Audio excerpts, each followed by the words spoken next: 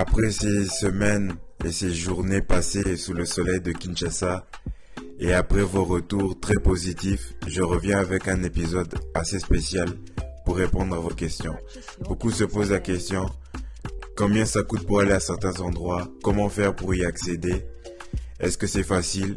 Aujourd'hui, dans cet épisode, je vais vous présenter les 5 endroits coup de cœur que je retiens à Kinshasa.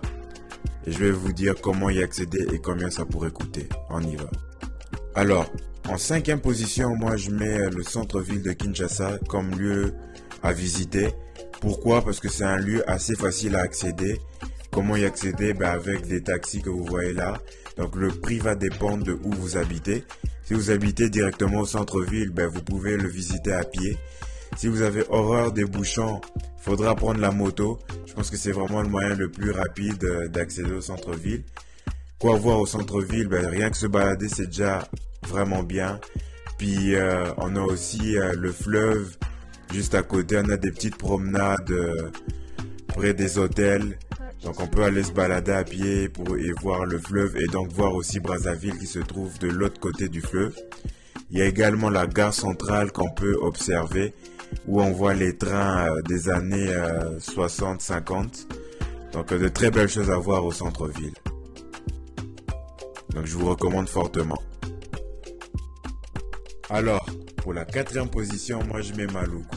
Pourquoi Maluku? Parce que c'est un endroit hyper beau, c'est hyper vert, c'est apaisant, c'est juste magnifique. Il y a plein d'endroits comme celui-ci où vous pourrez aller vous poser, manger, commander de la nourriture locale, des kamundele, de la chikwang, bref, de la bonne nourriture congolaise, accompagnée de bière pour les amateurs de bière ou autres boissons. Donc moi je vous recommande vraiment d'y aller. Vous avez le fleuve juste à côté. Vous pourrez même aller vous baigner dans le fleuve s'il y en a qui aiment nager. Moi je recommande fortement cet endroit, c'est magnifique. On peut y accéder en taxi par exemple. C'est après l'aéroport de Njili, donc le prix du taxi va forcément dépendre d'où vous partez. C'est sûr que si vous partez du centre-ville, ça sera plus cher que si vous partez par exemple de la commune de Limete ou Mongafula. Je recommande fortement. En ce qui concerne la 3e activité, lieu incontournable à faire, moi je vous conseille d'aller à Kinkole et de monter sur une pirogue pour faire le tour dans le coin, visiter les alentours, faire une balade tout simplement sur le fleuve Congo. C'est vraiment un bel endroit à voir, il y a plusieurs petites îles, vous montez dans une pirogue pareille et vous visitez. Pour les plus courageux, vous pourrez même aller dans les profondeurs du fleuve Congo, là où il y a plus de courant. Et pourquoi pas aller à Brazzaville en pirogue. En ce qui concerne le prix de l'activité, louer une pirogue comme ça pour environ 40 minutes, ça m'avait coûté 21 $ US, qui revient à peu près à 20 €. Donc le prix est à marchander et je vous préviens, le prix est à la tête du client. Si vous paraissez vraiment touriste, c'est sûr que les prix seront chers. Donc vaut mieux vraiment marchander au max du possible. En 2e position, le lieu que je recommande, surtout si vous êtes en famille avec des enfants, c'est d'aller passer une journée au lac Mavale. C'est vraiment un lieu magnifique, c'est hyper vert. Il y a un endroit pour manger. Il y a de la nourriture qui est servie. Vous avez des pédalos pour pouvoir vous balader sur ce lac. L'entrée est de 5 $ pour les adultes et 3 $ pour les enfants. Les activités, une fois rentrées, sont toutes payantes. Donc si vous voulez faire du vélo, du pédalo, de la tyrolienne, il y a toutes ces activités là-bas, mais c'est payant. Donc bien se préparer si vous voulez faire ce genre d'activité.